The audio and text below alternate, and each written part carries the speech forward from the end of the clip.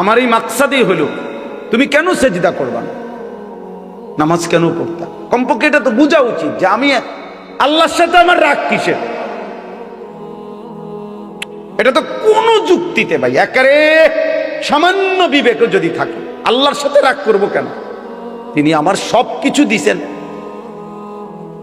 ঠিক না?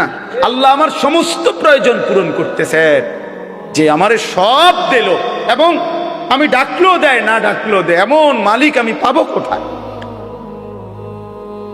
মা গাররাকা বিরাব্বিকাল কারীম। আল্লাহ বলে, বান্দা বলো না এমন মেহেরবান মাওলা, আমার মতো দয়ালু রব থেকে কে তোমারে ধোঁকা দিল? এমন মালিক কই পাবা বান্দা? এমন মনিব কই পাইবা? কই পাইবা? হাদিসে আছে নবীজি সাল্লাল্লাহু আলাইহি সাল্লামকে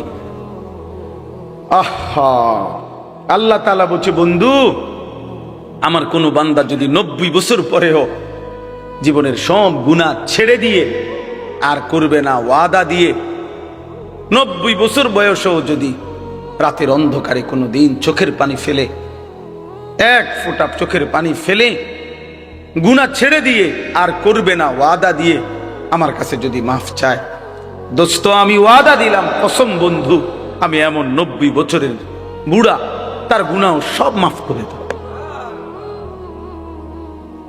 কুল ইয়া ইবাদিয়াল্লাযীনা আসরাফু আলা আনফুসিহিম লা তাকনাতু মির রাহমাতিল্লাহ।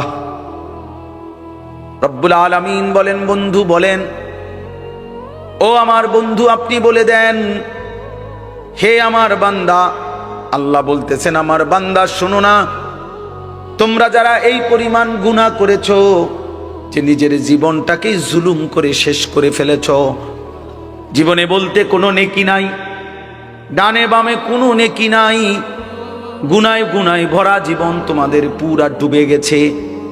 আল্লাহ বলেন বান্দা, গুনার সমুদ্রেও যদি হাবুডুবু খাও, সেখান থেকেও যদি কোনোদিন আমি আল্লাহকে মনে পড়ে, তাইলে যদি গুনাহ ছেড়ে দিয়ে আর করবা না ওয়াদা দিয়ে আমি আল্লাহর দিকে এক কদম ফিরে আসো বান্দা।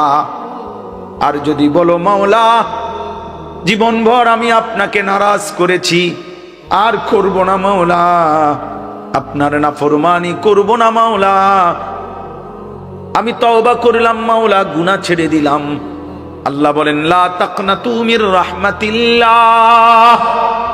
আমার গুনাহগার নাফরমান বান্দা, আমি আল্লাহর রহমত থেকে নিরাশ হইও না বান্দা।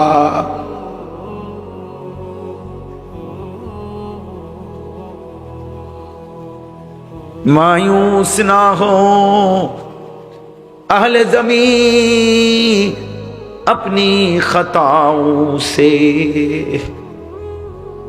तकदीर बदल जाती है मुदतर की दुआओं से। আল্লাহ বলে, বুজুর্গানে দিন শেরের মধ্যে বলছে এটা, হে আল্লাহর বান্দা, জীবনের সব গুনাহগুলো নিয়েও তুমি নিরাশ হইও না, মায়ুস না হো। মায়ুস মানে নিরাশ।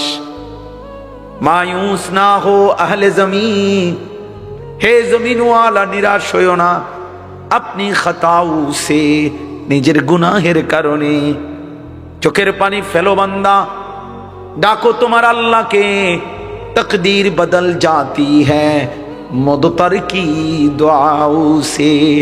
কোন অক্ষম অসহায় বান্দা যদি চোখের পানি ফেলে আল্লাহর কাছে দোয়া শুরু করে, তো আল্লাহ তার আযাবের সিদ্ধান্ত বদলে দেয়।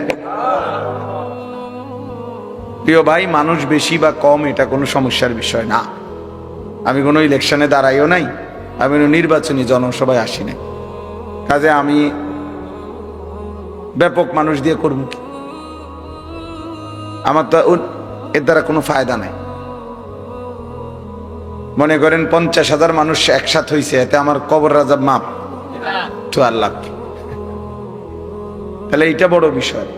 আল্লাহর কথা দিল দিয়ে শোনা দরকার, কম হোক বেশি হোক। এই জন্য একজনও ছেলেরা নওজোয়ান মোবাইল হাতে ধরে রাখো, নামাও, আর ভালো না লাগলে চলে যাও। গিয়া অন্যখানে মোবাইল টিপো, এটা অবাক। বাকি এখানে বৈশাখ মোবাইল হাতে ধরে রাখা যাবে না, আমি নিষেধ করলাম। যার ভালো না লাগে সে চলে গেলে ভালো, গিয়া ঘুমাইলে ভালোই। 2 নম্বর হলো, আমি একটা বিষয় বলি। আমি যখন খুতবা পড়তেছি, আমি একজন ছেলেকে দেখলাম যে ওই যে বাদ্য বাজতেছে, কোনো জায়গার মধ্যে বাদ্য বাজছে, সে বাদ্যের তালে তালে ঢুলতেছে, নিজের শরীর নাড়াইছে এখানে বসে। আমি এটা দেখছি। আমি ইচ্ছা করলে তোমারে দাঁড় করাইতে পারতাম, কিন্তু আমি সতর্ক করলাম। মনে রাখতে হবে, হাদিসের মধ্যে আছে, আল্লাহ নবী সাল্লাল্লাহু আলাইহি ওয়াসাল্লাম বলছেন, ইস্তিমাউল মালাহি মাসিয়াতুন, এই গান শোনা, বাদ্য শোনা, এটা গুনাহ। ওয়াল জুলুসু আলাইহা ফিসকুন, এবং ওই গানের মজলিসে বসা, সে প্রকাশ্য পাপী, ফাসিক। এরপরের লাইনটা ভয়ানক, ওয়াত্তালাদ্দুদু বিহা কুফরুন, গান শুনে মজা নেওয়া, স্বাদ নেওয়া, এটা কুফরি। এই জন্য এটা বড় ভয়ানক বিষয়। আপনার যে তাল উঠলে, দুললে, নাচলে, তো এটা ঈমান চলে যাওয়ার আশঙ্কা, যে ভয়ানক বিষয়। হয়তো তোমার এমন অবস্থা যে তুমি যত নাফরমানি করো, হতে পারে শুক্রবারে তো নামাজ পড়ো, এই কথা মনে করিয়া যে তুমি মুসলমান। হতে পারে তো তুমি কারো জানাজা পড়ো, এই কথা মনে করে যে তুমি তো মুসলমান। কিন্তু যদি আমার অজান্তে আমার ঈমান না থাকে, আমি বুঝলামে না বা জানলামে না, হাসরের ময়দানে গিয়ে দেখলাম যে নামাজগুলো পড়ি নাই সেগুলোও নাই, যে 2-1 ওয়াক্ত পড়ছি সেটাও নাই। কারণ ঈমানবিহীন কোনো ইবাদত কবুল হয় না, স্পষ্ট কথা এটা কোরআন। ওমান আরাদাল আখিরাতা ওয়া সাআ লাহা সাইয়াহা ওয়া হুয়া মুমিন ফাউলাইকা কানা সাইয়ুহুম মাশকুরা। আল্লাহ তাআলা বলেন, যে আখিরাত চায়, মানে জান্নাত চায়, আখিরাতের মুক্তি চায়, ওয়া সাআ লাহা সাইয়াহা, এবং জান্নাতের জন্য, আখিরাতের জন্য কঠোর পরিশ্রম করে, মানে আমলের মেহনত করে, ওয়া হুয়া মুমিন, এই অবস্থায় যে সে মুমিন। এইটা বলে নিছে। ঈমান অবস্থায় যদি আখিরাতের আশায় কেউ সর্বোচ্চ মেহনত করে, ফাউলাইকা কানা সাইয়ুহুম মাশকুরা, আল্লাহ তাআলা বলেন তাহলে তার সমস্ত চেষ্টা কৃতজ্ঞতার উপযুক্ত, অর্থাৎ প্রতিদান পাওয়ার উপযুক্ত। তাহলে শর্ত হলো ওয়া হুয়া মুমিন, সে ঈমানদার হইতে হবে। ঈমান জরুরি। কোরআনুল কারীম আল্লাহ বলছে, ইয়া আইয়ুহাল্লাযীনা আমানু কুতিবা আলাইকুমুস সিয়াম, হে মুমিন, তোমাদের উপরে রোজা ফরজ করা হয়েছে। তার মানে নাফরমানের উপরে না, বেঈমানের উপরে না। ঈমান জরুরি, ঈমান জরুরি। এভাবে সমস্ত আমলের ক্ষেত্রে আল্লাহ তাআলা ঈমানকে শর্ত করেছে। মান আমিলা সালিহাম মিন যাকারিন আও উনসা ওয়া হুয়া মুমিন, আল্লাহ বলেন পুরুষ কিংবা নারী ঈমান অবস্থায় যেই নেক আমল করবে, আমি আল্লাহ তাআলা তাকে ফালানুহইয়ান্নাহু হায়াতান তাইয়্যিবা, দুনিয়াতেই আরামের পবিত্র জীবন দান করব। সুবহানাল্লাহ। ওয়ালা নাজজিয়ান্নাহুম আজরাহুম বিআহসানি মা কানু ইয়ামালুন, এবং তার সমস্ত আমলের বিনিময়ে আখিরাতে সর্বোত্তম বিনিময় জান্নাত দান করব। শর্ত হইল ওয়া হুয়া মুমিন। কি হইতে হবে? ঈমান হইতে হবে। ঈমান জরুরি, ঈমান জরুরি। এই জন্য দাওয়াত ও তাবলীগের মেহনতে ঈমানের মুযাকারা হয় বেশি, ঈমানের কথা তাবলীগের সাথীরা বেশি আলোচনা করে। আল্লাহর বান্দাদের কাছে ঘুরে ঘুরে ইমান শেখায়। অনেকে এটা বুঝে না, কি করে মসজিদে মসজিদে ঘুরে ঘুরে। হ্যাঁ, আপনি দেখতে পারেন না মসজিদে ঘুরে ঘুরে কি করে? মসজিদে ঘুরে ঘুরে বন খায়। মূলত আল্লাহর বান্দাদেরকে ইমান শেখায়, আখিরাত চেনায়, ইমান স্বরূপ। কিশোর নওজোয়ান, তোমরা শোনো বাবা, হাদিসে আছে নবী সাল্লাল্লাহু আলাইহি ওয়াসাল্লামের একজন সাহাবী ছিল জুনদুব ইবনে আব্দুল্লাহ। জুনদুব ওনার নাম, সাহাবীর নাম। তিনি বলছেন যে আমরা যখন কিশোর ছিলাম, ওয়া নাহনু হাযাবিরা, হাযাবিরাতুন আরবি শব্দ, অর্থ হলো করিবুল বুলুগ, আমরা বালেগ হওয়ার কাছাকাছি, মানে কিশোর। কিশোর টিনেজ কয়, যেটা ইংরেজিতে টিনেজ কয়, মানে ইংরেজি অক্ষরের মধ্যে যেগুলোর মধ্যে টিন এটা আছে, এই 10 এর পরে 11, 11 পরে কি, এরপরে এই 13, 14, 15, 16, 17, 18, 19, এই যে টিন, এরাই টিনেজ, কিশোর। তো তিনি বলেন আমরা কিশোর ছিলাম। এই সময় আমরা কয়েকজন কিশোর যুবক, কিশোর বয়সী ছেলে, ওই সাহাবী বলতেছেন আমরা নবীজি সাল্লাল্লাহু আলাইহি সাল্লামের কাছে কিছুদিন থাকলাম। নবীজির কাছে থেকে কি করলাম এই ছোট বয়সে, কিশোর বয়সে? তো তিনি বলেন ফাতাআল্লামনাল ঈমান, আমরা এই কিশোর বয়সে নবীজির কাছে থেকে অবস্থান করে ঈমান শিখলাম। ফাতাআল্লামনাল ঈমান, এজন্য দোস্ত ঈমান শিখতে হয়, মুসলমান হইতে হয়, মুমিন হইতে হয়। এমনি শুধুমাত্র লা ইলাহা ইল্লাল্লাহ এই বাক্যটা মুখস্থ জানলে যথেষ্ট না। এটা তো একটা বাক্য, কালেমা ঈমানের, এটা দরকার, এটা বাধ্যতামূলক। কিন্তু শুধু এই বাক্যটা জানা, বলা, এটা মুখস্থ থাকা, এটাই যথেষ্ট নয়। নবীজি সাল্লাল্লাহু আলাইহি ওয়াসাল্লাম বলছেন, একেবারে সব হাদিসের কিতাবে আছে, আল ঈমানু বিদউন ওয়া সাবউনা শু'বা, ঈমানের 70টার চাইতে বেশি ডালপালা রয়েছে, শাখা প্রশাখা। মোবাইল নামান, মোবাইল নামান, আসেন আবার নিয়ে। বলছি না আমি, ভালো না লাগবে চলে যান। তো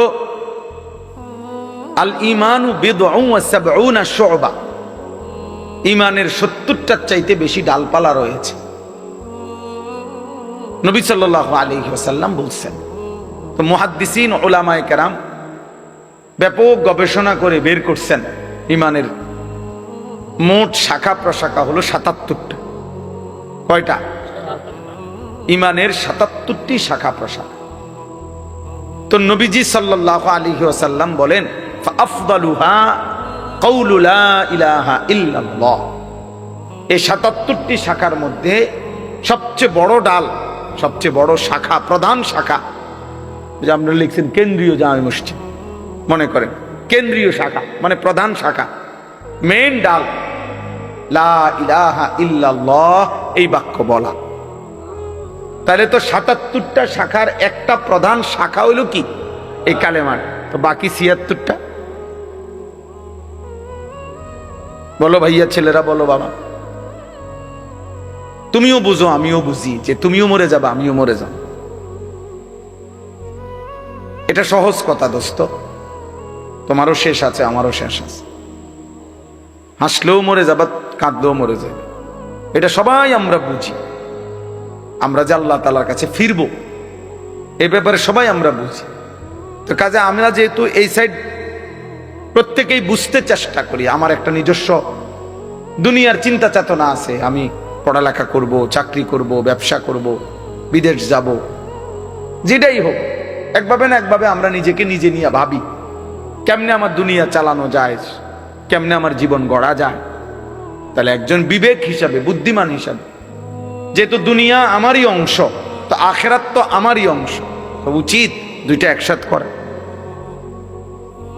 দুইটা একসাথ করলেই তো ভালো। এটা তো একটা সহজ কথা, সহজ কথা। আমি আজকে প্রায় আমি হজে যাব, আমার বুধবার দিন ফ্লাইট ইনশাআল্লাহ। তাইলে আমি আজকে প্রায় বাসার জন্য কোরবানির বাজার সাজার প্রায় 20-30 হাজার টাকার বাজার করছি। তো বাজারও করলাম, তো আমি আবার মাহফিলও আইসা আসরের নামাজের পরে আমার ব্রাহ্মণবাড়িয়া শহরে বয়ান ছিল, সেখানেও আইসা আমি আসরের জামাত ধরছি, জামাত পড়ে ওরা আবার বয়ানও করছি। তাহলে এটাও আমার কাজ, সংসারের বাজার করে দেওয়া, ওইটাও আমার কাজ। তা আমি ওই হিসাব করে উঠছি, যে হিসাব করলে আমি বাজারও শেষ করতে পারবো, আবার কুমিল্লা ক্যান্টনমেন্ট থেকে গিয়া ব্রাহ্মণবাড়িয়া আসরের নামাজ ধরতে পারবো। আমার কাজ এটা। আমি এখানে আসতে হবে, আমার তাড়াহুড়া। আমি ছিলাম সেই বেড়তলা, ব্রাহ্মণবাড়িয়া বিশ্ব রোডের কাছে।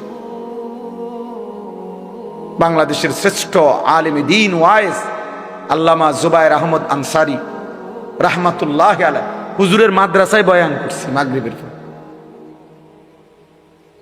জামিয়া রাহমানিয়া হুজুরের মাদ্রাসা। যে তাইলে ওইখানে আমি এখন, এখানেও আমার আসা দরকার। ওইখানে আমি এশার নামাজ ইতমিনানের সাথে জামাত পড়ে, সুন্নত বিতির পড়েই এরপরে আসছি। এখন এখানে আমার দেরি হইব কিছুটা, আমি বুঝছি, কিন্তু আমার জামাত পড়তে হবে কিনা, কথা বলেন না? তাইলে এটা আমার জিম্মাদারি, যেটা আমাকে করতেই হবে। আমি এটা ছাড়বো কেন? এটা ছাড়বো কেন? নাই তো 2 জন মানুষ কম হবে, 5 জন শুনবে, অসুবিধা কি? চলে গেলে আমার সমস্যা কি? কথা বোঝেন নাই আমার কথা? তাইলে বিষয়টা হইল, একজন সহজ কথা হইল, একজন বুদ্ধিমান হিসাবে একেবারে আদনা বিবেক থাকলেও যে কেউ আমাদের বোঝা উচিত যে দুনিয়াও আমার, আখিরাতও আমার। বাজারও করো, ব্যবসাও করো, আল্লাহকে সেজদাও করো, নামাজও পড়ো। এই জন্য বাপ ছেলেদেরকেও বলি, বাবা দিন শিখতে হয় ভাইয়া। তোমরা অনেক ছেলে আসো যারা মা বাবাও গাফেল, তোমরা নিজেরাও গাফেল। তোমরা ইসলামকে একটা খামখেয়ালি মামুলি বিষয় মনে করো, মন মতো নামাজ পড়ো। অনেক ছেলে আছে তোমরা ফরজ গোসল কেমনে করে জানো না, অথচ তোমাদের বীর্যপাত হয়। কিন্তু তোমরা ফরজ গোসল, শরীয়তে নির্ধারিত পদ্ধতি আছে, শুধু পানিতে ডুবাইলেই গোসল ফরজ আদায় হয় না। শরীয়তে নির্ধারিত নিয়ম আছে, ওই নিয়মে যদি কেউ ফরজ গোসল না করে, সে 100 সে নাপাক, অপবিত্র। এবার সে যদি কাবা শরীফের ছাদে দাঁড়াইয়েও নামাজ পড়ে, আল্লাহর কসম তার নামাজ কবুল হবে না, তার জুমার নামাজও হবে না, তার জানাজার নামাজও হবে না, কিছুই হবে না। তাহলে দিন শিখতে হয়, ইসলাম শিখার জন্য, দিন শিখার জন্য জরুরি, এটা জরুরি। এটা বলে কিছু লোক মাদ্রাসায় পড়ে, ওনাগো ভাল লাগছে, ওনারা মাদ্রাসায় পড়ে, ওনারগো ভাল লাগছে, ওনারা স্কুলে পড়ে, ওনারগো ভাল লাগছে, ওনারা কিন্টার গার্ডেনে পড়ে, যে জেনে ভাল লাগে পড়বো না। না, এটা মস্কারি না, কোরআন কোনো মস্কারি না। যে যার যেটা ভাল লাগে, যার মন চায় কোরআন শরীফ পড়ুক, যার মন চায় বাংলা পড়ুক, যার মন চায় ইংরেজি পড়ুক। না না, এটা এরকম একটা বিষয় না, এটা আমার ইবাদত। কোরআন শরীফ পড়া এটা শুধু একটা পড়া না দোস্ত, এটা একটা ইবাদত। কোরআনুল করিম তেলাওয়াত করা একটা কি, বাংলা রিডিং পড়া ইবাদত, অঙ্ক করা ইবাদত। তাইলে এটার সাথে এটার মিল আছে কি? এই জন্য নীরবে আলহামদুলিল্লাহ অনেক সুন্দরভাবে বসছেন সবাই, বাবারাও বসছেন, ছেলেরা তোমরাও বসছো। বাপ বুঝতে শেখো, দিন শেখা দরকার। আখেরাত আমি বুঝি নাই বললেই আখেরাত নাই এমন না ভাইয়া, আমি খেয়াল করি নাই বললেই আখেরাত হবে না, বিষয়টা এমন না। তুমি হয়তো ভাবতেই পারো যাই বুঝি নাই হুজুর, আমরা স্কুলে পড়ছি, এত কিছু কি আর আমরা জানি? দোস্ত, এই সামান্য কথায় আখেরাত টিকবে না। অনেক চাচারা আছেন, আপনারাও বলেন হুজুর আমরা গ্রামের মানুষ, মূর্খ সুরুক্ষ মানুষ, আমরা এত কিছু টোয়াইলি কি আর ওই বলি, আমরা কি আর পারবো না? এই সমস্ত কথা বললে খোদার কসম বাবা আখেরাত টিকবে না। হাসরের ময়দান ফাইজলামির জায়গা না, আপনার মস্কারি না, এটা সাদওয়ান না। আপনি গপ মারবেন বইয়া বইয়া, ফালতু কথা বলবেন, মস্কারি করবেন, জি না। 60 বছরেও যে মুসলমান হয়েও নিজের নামাজ সুন্দর করে নাই, 10টা সূরা শুদ্ধ করতে পারে নাই, ওই জিন্দেগি বদনসিব, দুর্ভাগা জীবন। ওই চাচাও বদনসিব, ওই দাদাও বদনসিব, বেটা দুর্ভাগা মানুষের জীবনটারে বাদ কতগুলো পান সুপারি বন বিড়ি সা বিস্কুটের মধ্যে শেষ করে দিছে।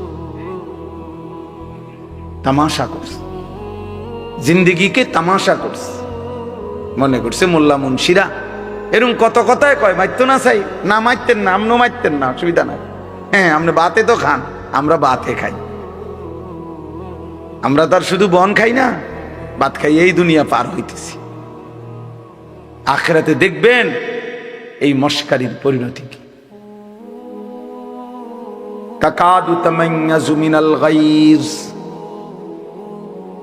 কুল্লামা উলকিয়া ফিহা ফাওজুন সাআলাহুম খাজানাতুহা আলাম ইয়াতিকুম নাযীর। রব্বুল আলামিন বলে, জাহান্নামীকে যখন জাহান্নামে ফেলা হবে, জাহান্নামের ভীষণ আগুনে টকবক করবে,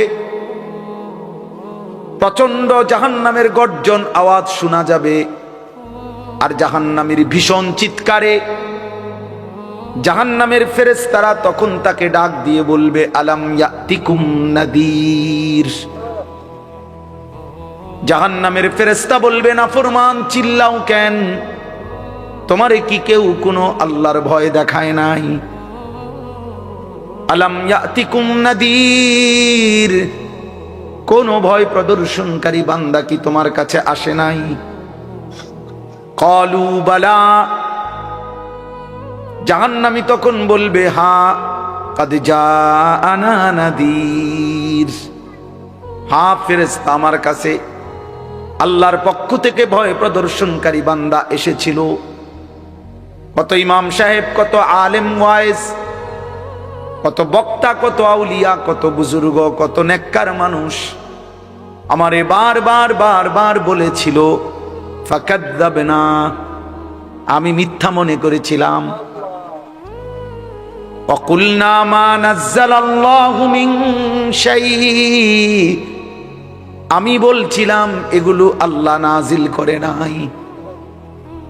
ইন আনতুম ইল্লা ফি দালালিন কাবীর, আমি আরো বলেছিলাম তোমরা মোল্লা মৌলবীরাই বড় বেশি ভুলের মধ্যে আছো।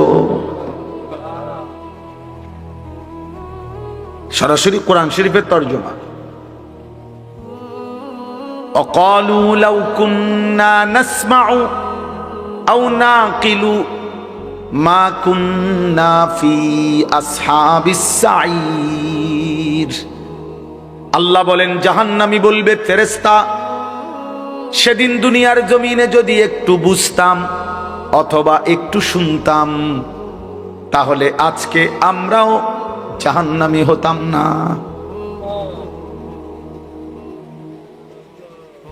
ফাতারাফু বিদামবিহিম, আল্লাহ বলে জাহান্নামী তার সবগুলো পাপের স্বীকৃতি দেবে। সব স্বীকৃতি শুনে ফেরেশতা তখন বলবে, ফাসুহকাল লি আসহাবিস সাঈর, জাহান্নামী দূর হ, জাহান্নামের আগুনেই পড়ে থাক। শুনছেই যা, কিন্তু ফেরেশতা কি করবে? ফেরেশতার কোনো ক্ষমতা আছে কি? ফেরেশতা কি? মা সালাকাকুম ফি সাকার। প্রিয় যুবক শোনো বন্ধু, কোরআনুল কারীমে আছে, আল্লাহ বলেন, জাহান্নামের ফেরেশতা জিজ্ঞেস করবে নাফরমান, কি তোকে জাহান্নামে ফেললো? ক্বালু লাম নাকু মিনাল মুসাল্লিন। খোদার কসম জাহান্নামী বলবে, বন্ধু ফেরেশতা ভাই আমি নামাজি ছিলাম না। লাম নাকু মিনাল মুসাল্লিন, আমি মুসল্লি ছিলাম না, নামাজি ছিলাম না। হ্যাঁ, কোরআনুল কারীমের মধ্যে আল্লাহ বলেন, কাল্লা ইদা বালাগাতিত তারাকি। আল্লাহ তাআলা বলেন, নাফরমানের জান কবজ করতে যখন আজরাইল ফেরেশতা টান দিবে রূহুটা ধরে, তখন এই রূহুটা ছিঁড়ে কণ্ঠনালীর মধ্যে আইসা আটকায়া যাবে, বের হবে না। ওয়াকিলা মান রাক, লোকেরা তখন বলা বলি করবে, কে আছো তারে ফু দিবা, কে আছো তারে ঝাড়ফুঁক করবা, কে আছো তারে একটা তাবিজ দিবা, একটা কিছু দিবা, সে তো ছটফট করতেছে। ওয়াকিলা মান রাক ওয়ালতাফাতিস সাকু বিসাক। আল্লাহ বলেন, দুইটা পায়ের দুইটা অংশ পায়ের এইভাবে ভয়ে আর আতঙ্কে একটা আরেকটার সাথে মিলে যাবে। অযান্না আন্নাহুল ফিরাক। আল্লাহ বলেন, নাফরমান বুঝে ফেলবে আজকে আর কোনো জায়গা ফু দিয়া কোনো লাভ নাই, আমাকে এই দুনিয়া থেকে বিচ্ছিন্ন হতেই হবে।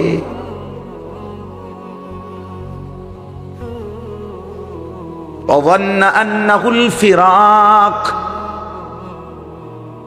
রব্বুল আলামিন বলেন, এভাবে ছিন্ন করে রুহুটাকে ছিঁড়া কেন, জাহান্নামীকে কেন জান কবজ করা হলো?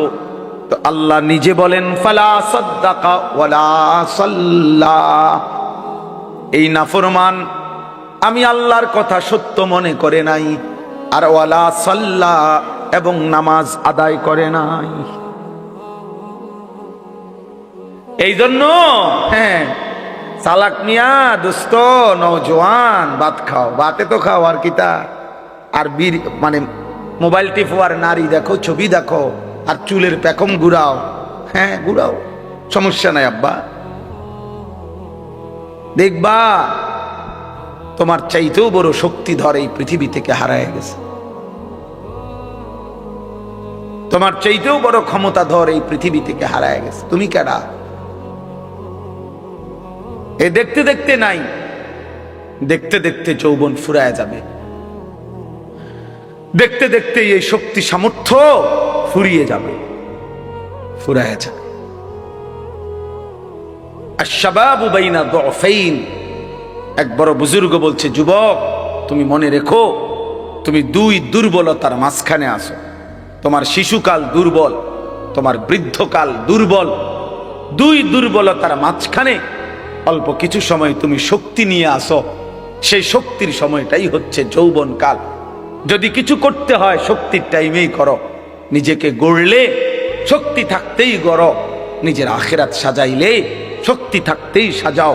হয় তুমি পিছনের দিকে শিশুকালে আর যাইতে পারবা না, আর বৃদ্ধকালে পৌঁছে গেলে দুর্বল হয়ে যাবে, তখনও আর পারবে না, অথবা কবরে চলে যাবে।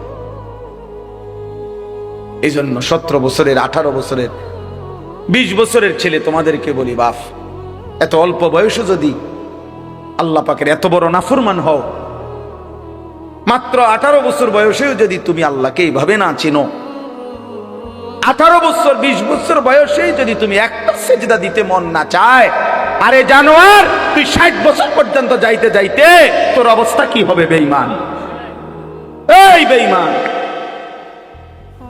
এই নিকৃষ্ট, তোর হালাত কি হবে? তুই 18 বছর বয়স না হইতে যদি আল্লাহর এত বড় দুশ্মন হস, তোর বাকি হালাত।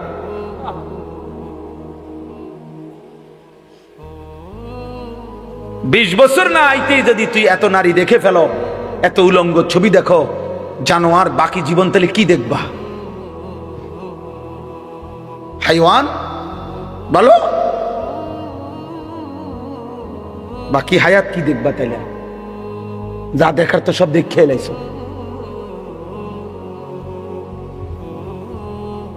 এরপরে কি করবা? এত কম বয়সে এত নারী,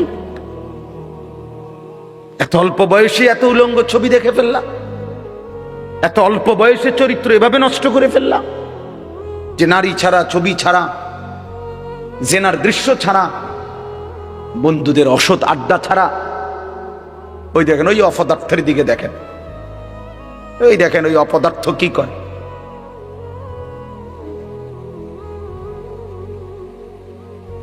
এই জন্য বললাম ভাই,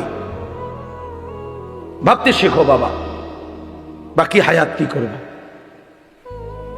বাকি হায়াত কেমনে চলবে তাইলে? এত কম বয়সে যদি কেউ এত চরিত্রহীন হয়, তার সামনের হালাতটা কি বলে? 40 বছর পুষতে পুষতে তার অবস্থা কি হবে? 60 বছর, 365 দিন, যে কোনো দিন খোদার 1 বছরে ফজরের নামাজ পড়ে নাই, পরে আর আল্লাহ মনে করাই দিবে কে? হ্যাঁ, বুঝো নাই ভাইয়া? 1 বছর যারে আল্লাহ ভুলাই গেল, তো তোমারে আর মনে করাবে কে? কে আছে তোমার এরপরে? আর যে সময় তোমার মাথার উপরে বাবা দাদা তাদের ছায়া আছে, তখনই যেহেতু তুমি আল্লাহ ভুলে গেছো, তো যখন তোমার বাপ মরে যাবে, দাদা মরে যাবে, মা মরে যাবে, তখন তোমারে আল্লাহর কথা মনে করাই দিবে কে? তোমারে আখেরাত মনে করায়।